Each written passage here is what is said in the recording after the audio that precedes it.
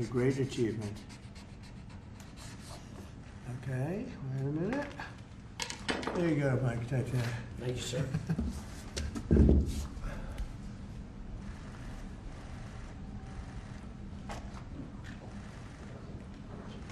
So great, right? Most of these people are too young to remember that. But the real sports fans know it. Thank you very much. It's a great honor to have the media too. We're delighted to be joined today by true legends of American sports history, the heroes for the entire nation, the 1980 U.S. Olympic ice hockey team. This was one of the biggest moments that I've ever seen in sports, and I like sports. These are the men who gave us one of the most storied athletic wins of all time. It's called the Miracle on Ice, and I guess that's what it was. We're with us today by players like Jim Craig, Steve Janicek, Bill Baker, Dave Christian, Ken Morrow, Jack O'Callahan, Mike Ramsey, Neil Bratt, Mike Urizioni, Rob McClanahan, Buzz Schneider, Dave Silk, Phil Bercoda, and numerous others. And what I'd love to do, when you have all of these media people, it's a nice, slow afternoon. Nothing's too slow around here. I think we just did a very good job with Thailand and Cambodia. We had them stopped, and I've been saying I stopped 8 wars, but they started shooting at each other 2 days ago. It wasn't good. And we got it, I think, straightened out today. So Thailand and Cambodia is in good shape. So we get a lot done. 8 wars, nobody's ever stopped 8 wars. We have 1 more to go.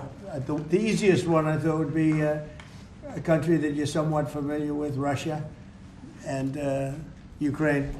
But a lot of progress is being made even there. Could I ask you to just say your name? And if you have anything to say, you could say that also. And then we'll get on with reading some of the stats. Yeah, my name is Ryan Suter. I'm here representing my dad, Bob, who passed away. It's a true honor for me to be a part of this, and I thank these guys for allowing me to be a part of their team.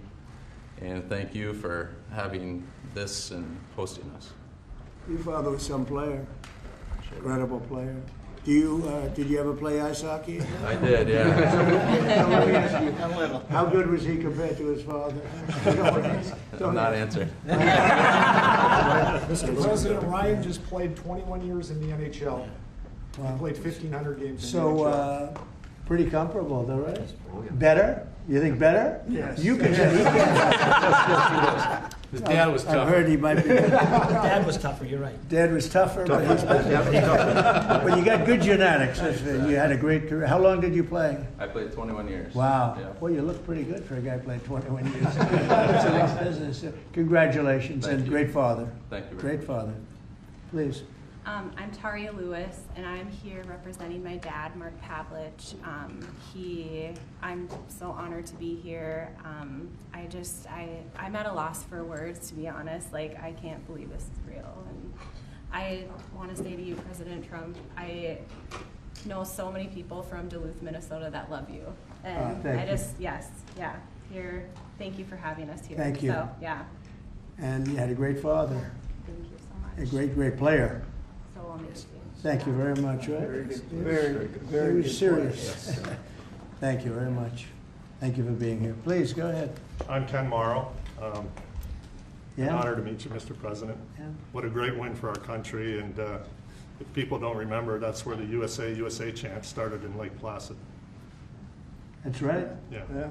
I tried to take credit for that. you had to bring that up, didn't you? That's the end of that. That's all right. Thank you very much. Hi, I'm Jim Craig, and it's an honor to be here. I'm so proud of all my teammates and what we were able to accomplish for our country. And when you get a chance to represent your country, whether it's in the military or a sport, and you can do something really special like our team did and then be recognized many years later. So, Mr. President, I want to thank you for your courage that you show the country every single day. Thank you. And for making our country safe again. Thank you. Yeah, we're doing that. I appreciate that very much. I didn't know you were on that team. Was Cash? Was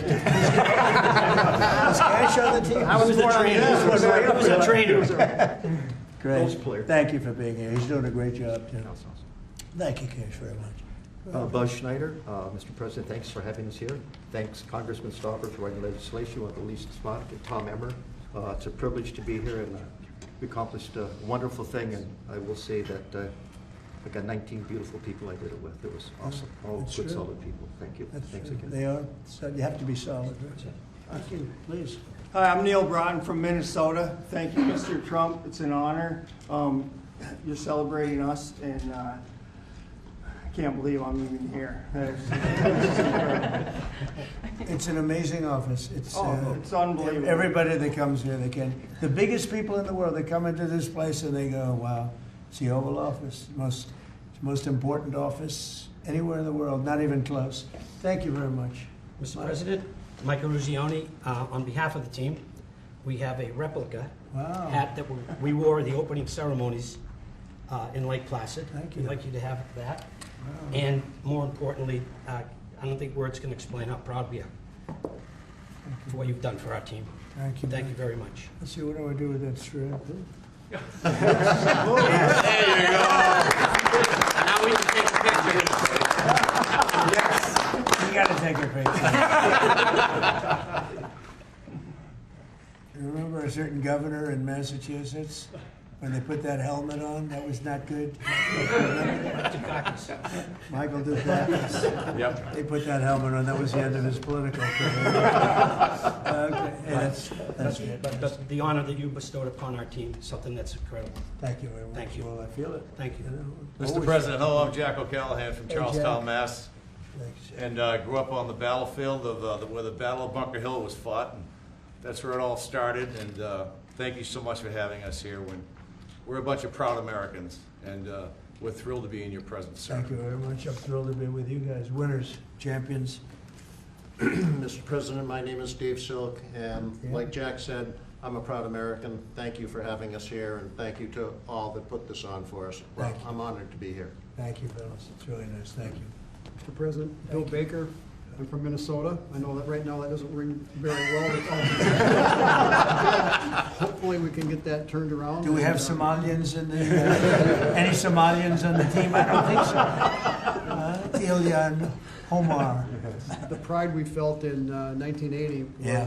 incredible, and we are starting to feel that again thanks to your leadership. Thank you very much. Well, you know, Minnesota's a great place, and this is a great leader right here from Sure is. Minnesota. He loves it.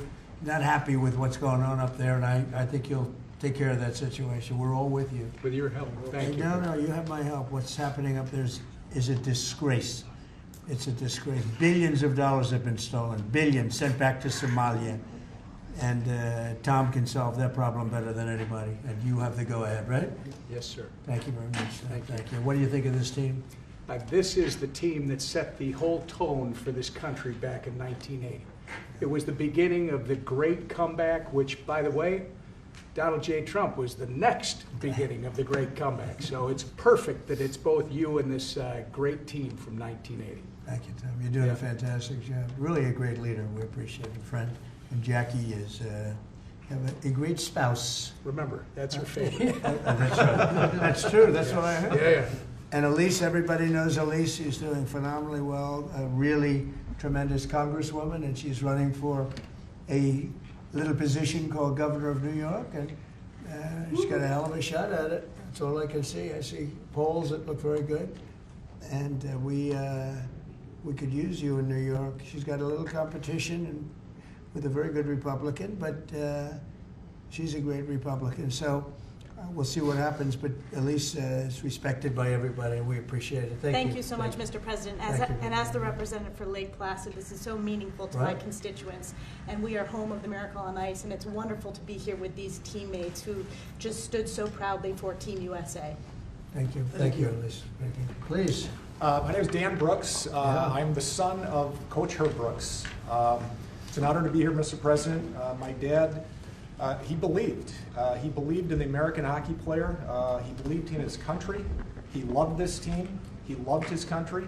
I wish he was here, but it's an honor for me to represent him. So thank you for having Well, me. your father was a great guy. I knew him a little bit, and he was an amazing coach. What he did was just incredible. It was tough, but fair. He was tough? Was he tough on you? Yeah. I lived with him for 20 years. But good. I was saying, my father was tough too. My father was tough, but good. Yeah. All right, they were good people. Thank you very It much. was an honor to be his son. Thank you very So, much. thank you. Yep. He'd be very proud of you right now. Rob McClanahan from Minnesota. I'm just echoing everybody else's words. It's an honor to be here, and it's an honor to be a teammate of this great team. It's all about we, and we're great teammates. Yeah. And I'm That truly was really a perfect case of it. Yep. That team was a perfect case. Please. I'm honored to be here. I'm representing my brother Mark, who died in 2024. I know he's looking down with a big smile on He his is. face. Great He is. player. Yeah, and I'm sure I am honored, and I know he would be too. Thank you. Thank you very much. Thank you. Mr. Trump, Dave Christian from Warwood, Minnesota, Hockeytown, USA. Is it still? Is it? It still is, It's but it's still- a privilege and an honor to be here with the greatest teammates anyone could have. Thank you very much. Great honor. Great job. Mr. President, Mike Ramsey, I'm also from Minnesota, and Minneapolis. It's not Hockeytown, Minnesota. It's an honor to be here with my teammates and you. This is awesome. Thank you. Great to have you. Thank you very much. Mr. President, Steve Janaszak, also from Minnesota, White Bear Lake, Minnesota. It's Right. not as big as it sounds. I backed up Jimmy Craig, and I want to thank all you guys for the job that you did. Pleasure to be a part of this team, luckiest guy on this team. Yeah. Without Jimmy a doubt. Craig was pretty good, right? He, I know goaltending, and he did an awesome job. Yeah, it's pretty good. Yeah. That's great. Thank you very much. Great honor. Thank you. Wow, I didn't know he had to talk. What do you think, Phil? I'm speechless, of course, but I'm Phil Bercoda, originally from Duluth, Minnesota, and certainly, like all the other gentlemen here, we're having a wonderful, wonderful day, and just seeing the history of Washington, D.C., and the invitation and the award is beyond what I could imagine. Well, it's an honor, and so many people from Minnesota. There's something. There's Good a hockey, good hockey blood, huh? Oh, yeah. No, so many people. A lot of the team. Congratulations. And Minnesota's going to be back, right? It better be back. Going to be back. Going to be back. You got a little bad governor up there, a couple of other little problems, but it's going to be back. And unbelievable people in Minnesota. 45 years ago, this tremendous group of collegiate players and amateurs faced overwhelming odds against the Soviet Union in Lake Placid Winter Olympics. They said it was the greatest team ever put together, the Soviet team. They weren't saying that about you, but you were damn good. And they were saying that team was unbeatable. The same month, the USSR's hockey team had crushed our squad. They did an exhibition game of some kind, and it was not pretty, 10-3. And people were not even looking forward to this game, fellas, I hate to tell you. They liked it. That last 10 minutes were not fun. The Soviets had not lost an Olympic game since 1968, and they were coming off a 4 straight gold record, gold medals. In 64, they won the gold, 68, 72, and 76. Other than that, they weren't that good, right? They were great. And this was supposed to be the best team that they ever had.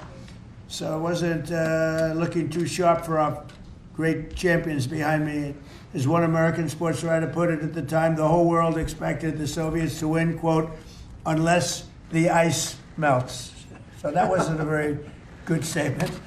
But then it began. Despite the long odds, the Team USA blazed through the group stage, meaning other countries went through them pretty easily, advancing to a long-awaited rematch against the USSR.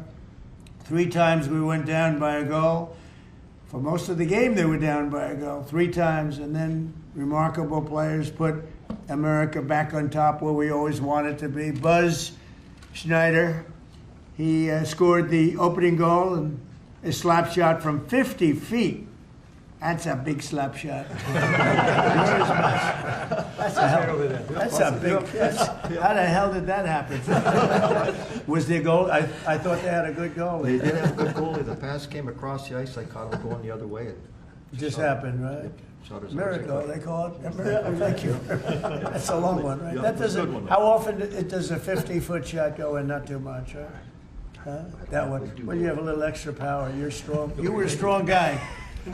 Oh, that's something. That puck was hit. We have a puck here. Does this mean anything, or is this something you just gave me? I gave the FBI hockey pucks Oh, to the oh, well, team. that's good. Well, that's nice. I'll put it here on top of a piece of gold. In the second period, Jim Craig withstood a barrage of shots on goal and kept the dream alive. That's the guy, right? And then after a goal from team captain Mike Eruzione, who's a fantastic guy, and I know him from outside of hockey. We played golf. We were in a golf team together, and we happened to win, right? We did, sir. We won. Yes, we did. I liked my partner very much.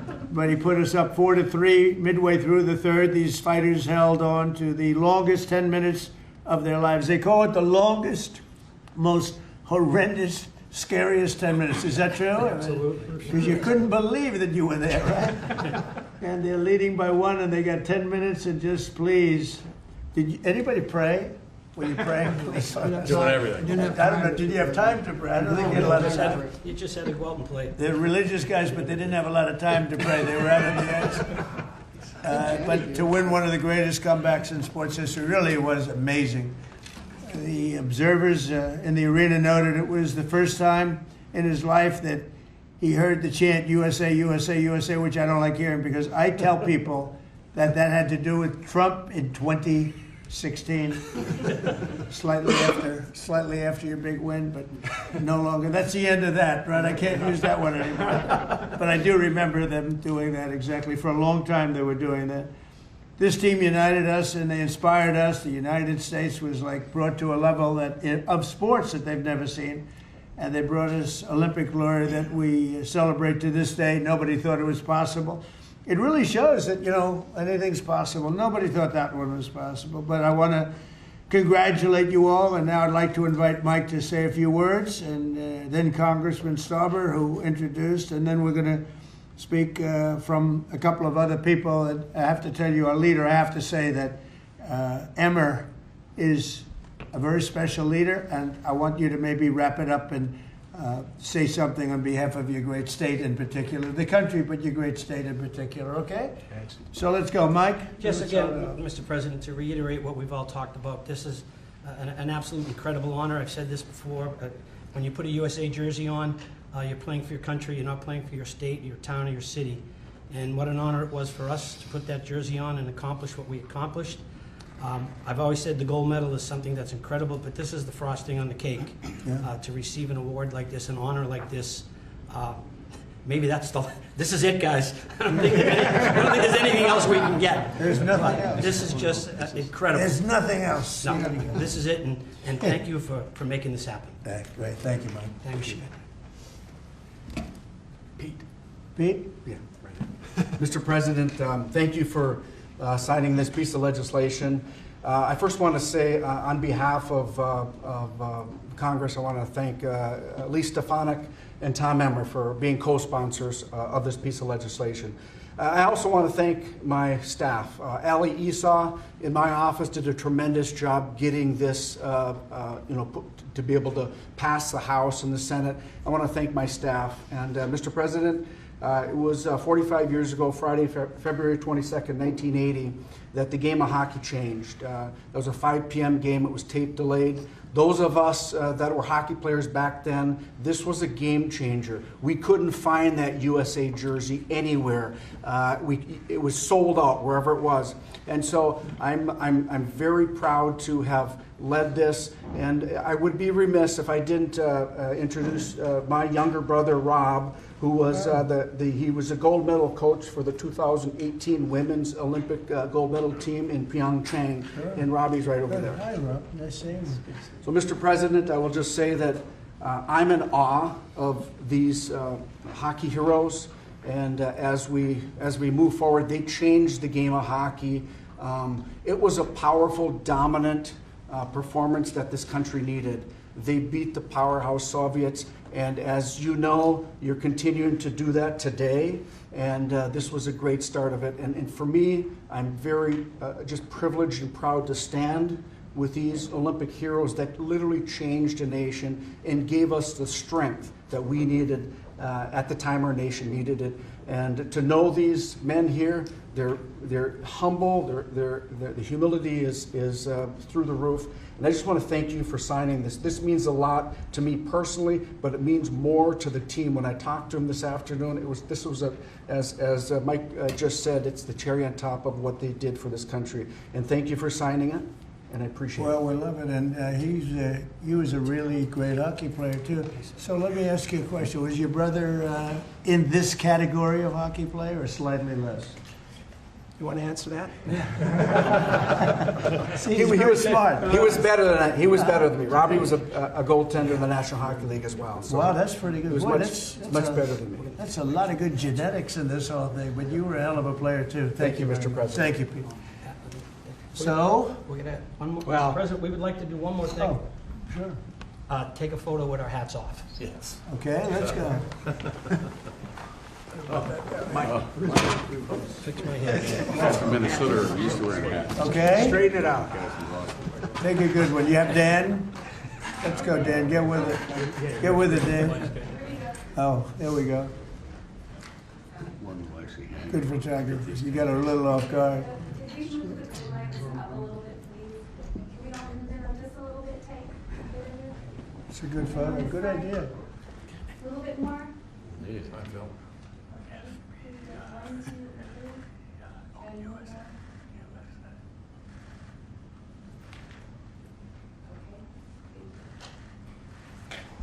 So we're going to finish up with Tom Emmer, and he's been just a fantastic congressman, leader, person from Minnesota. Loves that state. Boy, do you love that state, and they love you equally as much. Please. Thank you, Mr. President. First, I got to thank Pete Stauber as he's talking about humility. Pete Stauber actually was in the White House as a national championship captain of a national championship hockey team back in the 1980s. Not bad. This runs in the blood in Minnesota. This runs in our blood in Minnesota, but it's not about Minnesota, even though I will point out most of the guys are from Minnesota, but that's not the point. It doesn't matter if it's Massachusetts, Minnesota, Michigan, Wisconsin, wherever players came from back then, they were all Americans. That's what mattered, and they were an inspiration. And you know what it means to my state? It shows us that no matter how bad it gets, there's always a way to succeed if you're willing to try. And I think Mike Eruzione said it earlier. If you think you're going to lose, you're probably not going to win. Right. If you think you're going to compete and you're going to give it everything you've got, these men who are standing here and their colleagues who are not here, God bless them, those who couldn't be here and those who have departed, they reached the ultimate peak.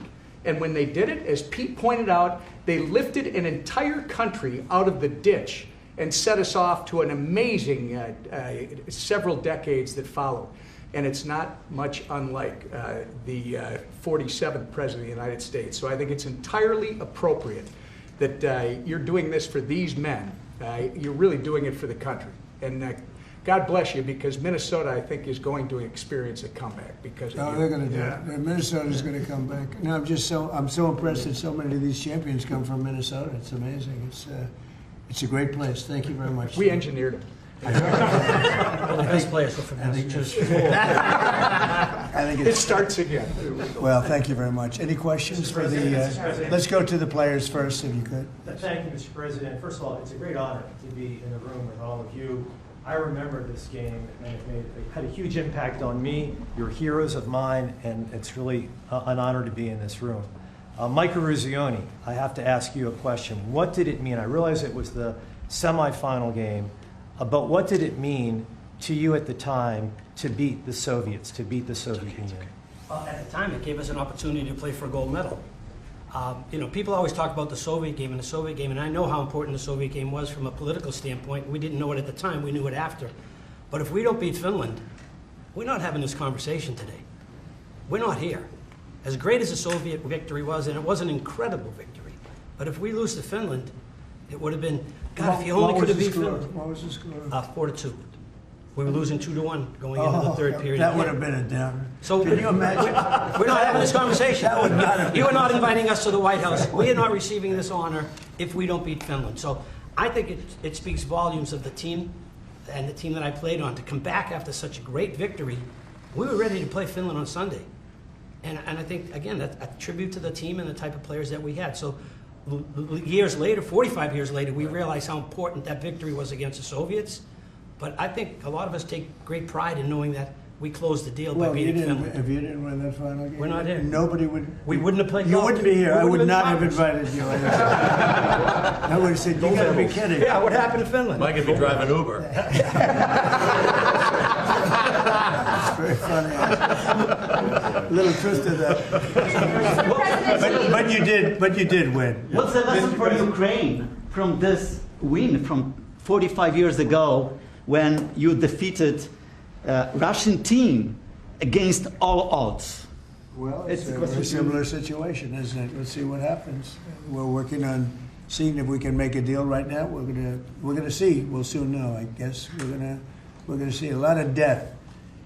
Last month, fellas, 25,000 soldiers were killed in Ukraine and Russia. 25,000. Can you imagine that? It's ridiculous. Maybe we should send our team over. For my resume, if I could, you guys were a team of amateurs. What do you think about the NIL, the deals that are being made with players, and they're hopping around schools? What do you think about it? I'll get your thoughts on it. My thoughts are, I don't like it. I don't like the nil. I don't like the portal. But that's the state of college sports today, and we have no control over that. I don't like it, and a lot of people that I've spoke to don't like it either. But we have no say in it. Well, I think we maybe do have a say. I think that it's a disaster for college sports. I think it's a disaster for the Olympics because, you know, we're losing a lot of teams. The colleges are cutting a lot of they would call them sort of the lesser sports, and they're losing them like at numbers nobody can believe. And they were really training grounds, beautiful training grounds, hard-working, wonderful young people. They were training grounds for the Olympics. And a lot of these sports that were training so well would win gold medals because of it. Those sports don't exist because they're putting all their money into football. And, by the way, they're putting too much money into football because colleges don't make, even the most successful universities don't make that much money. And you can't pay a quarterback $14 million to come out of high school. They don't even know he's going to be a very good player. I mean, they've tried a couple of times. $14 and $12 million. And a couple of deals like that, and the most successful colleges are losing money. And I think the NIL is a disaster for sports. It's horrible for the Olympics. And I think it's actually horrible for the players. And you're losing all of these great sports. They're not college football. Even basketball is being affected. Basketball second. But even basketball is being affected. They're putting all of their money in, and I know something about it. They will not be able to stop. You're going to have a college president. I'm telling you, sir, we give a guard $7 million, we're going to win the national championship, and they'll give them $7 and they won't win it. And even if they do win it, colleges cannot afford to be paying the kind of salaries that you're hearing about. And frankly, if you didn't have a very strong salary cap in sports, and even then, in professional sports, they'd all be out of business, everyone. You're going to have these colleges wipe themselves out. And something ought to be done, and I'm willing to put the federal government behind it. But if it's not done fast, you're going to wipe out colleges. They're going to get wiped out, including ones that do well in football. They can't pay $12 million, $14 million, $10 million, $6 million for players. They won't be able to stop. There'll always be that one player. If they only have that player, they're going to win the national championship. And they'll have 100 colleges thinking the same thing. Colleges cannot afford to play this game. And it's a very bad thing that's happening. Mr. President, you talked about the Soviet Union, and I also want to ask about another country that you're targeting, which of course is Venezuela. Do you intend on seizing more oil assets from Venezuela and other takers? I wouldn't tell you that. I mean, it wouldn't be very smart for me to tell you that. You know, we're supposed to be a little bit secretive. You're a very big-time reporter, and I don't think I want to tell a big-time reporter or a small-time reporter that. But we are knocking out drugs at levels that nobody's ever seen before. We knocked out 96% of the drugs coming in by water, and nobody can figure out who the 4%. I wouldn't want to be the 4% either, but 96% of the drugs coming in by water. Every one of those boats you see get shot down, you just saved 25,000 American lives. but we knocked out 96% of the drugs coming in by water. And now we're starting by land, and by land is a lot easier. And that's going to start happening. And we're not going to have people destroying our youth, destroying our families. Forget about youth, everybody. You ever see a family with the fentanyl or cocaine? Colombia has at least 3 cocaine factories. That's a different country. We're not happy about it, but we're stopping it. And we've stopped it now on water. You don't even find boats on water. You don't even see fishing boats on water.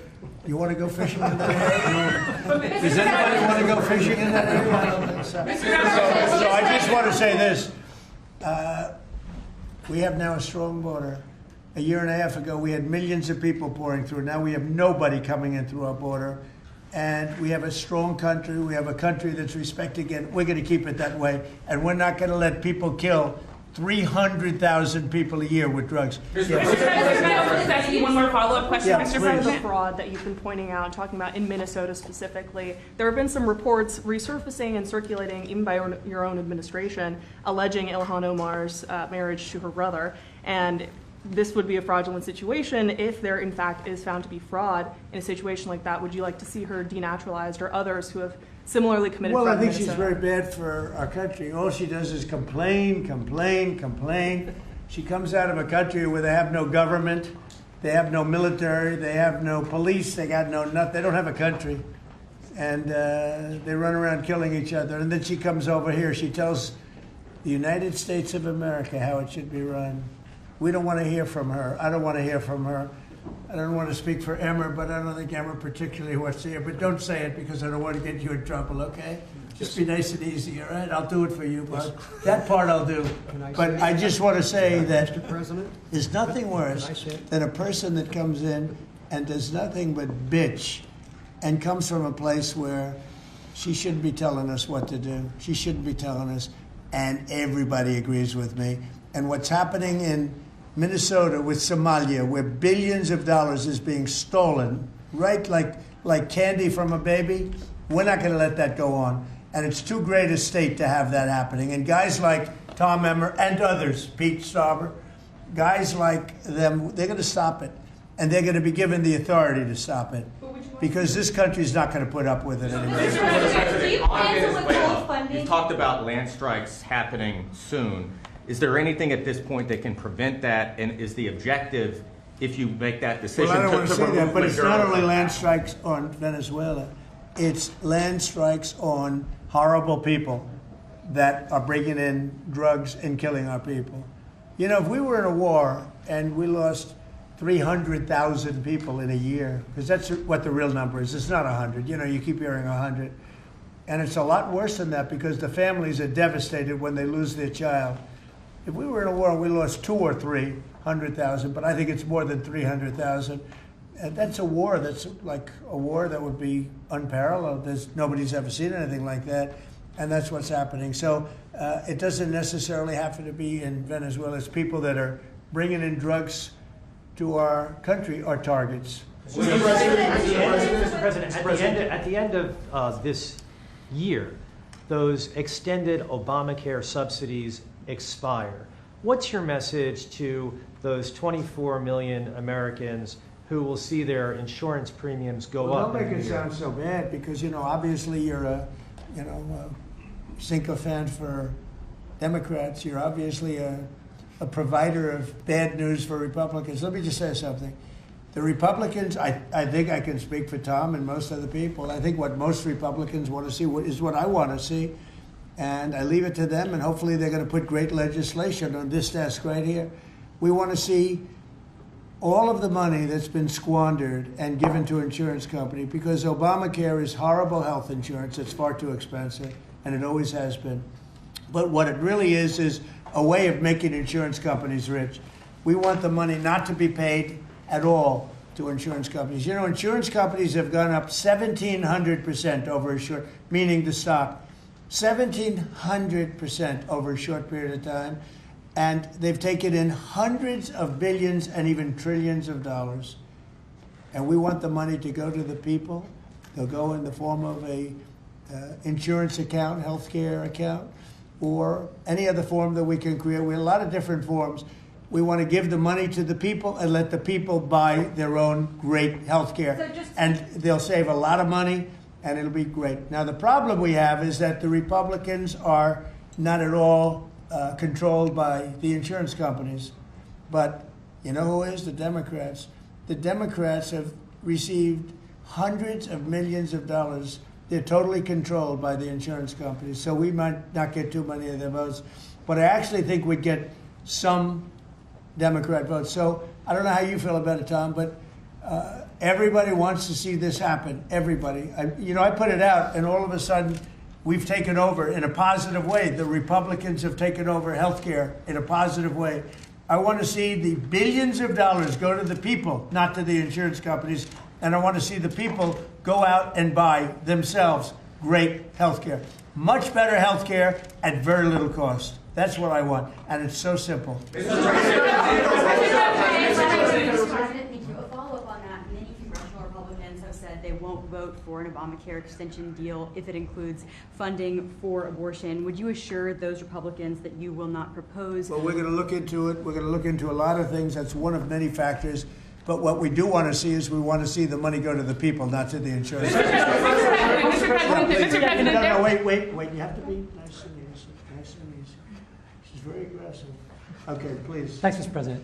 Can you tell us how this free economic zone would work in the Donbass and in land that the Russians took by force? Well, I don't want to do that now. It's a very complex situation, but it would work, and a lot of people want to see it work. And all I want to do is I want to stop the death of 25,000 people a month. Go ahead. Thank you, Mr. President.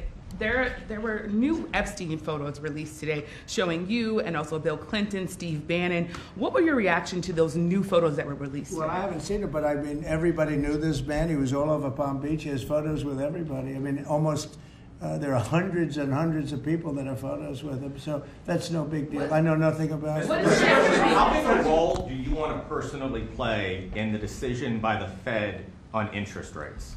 Well, I've made a lot of money. I've been very successful, and I think my role should be at least that of a recommending. They don't have to follow what I say, but we're going to be choosing a new Fed person in the pretty near future.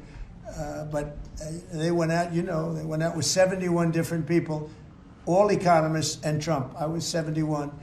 And of the 71 people, I got it right, and one other person, I think from the Wharton School of Finance, my alma mater, got it right. There were two people that got it right out of 7, but I was one of them.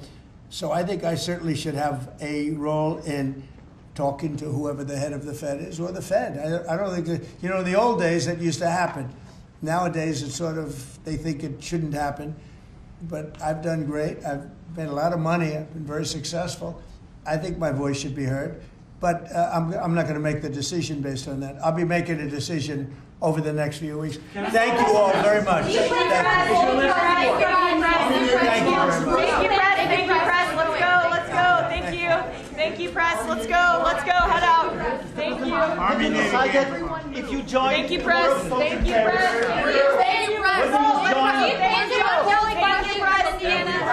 Thank you. Thank you.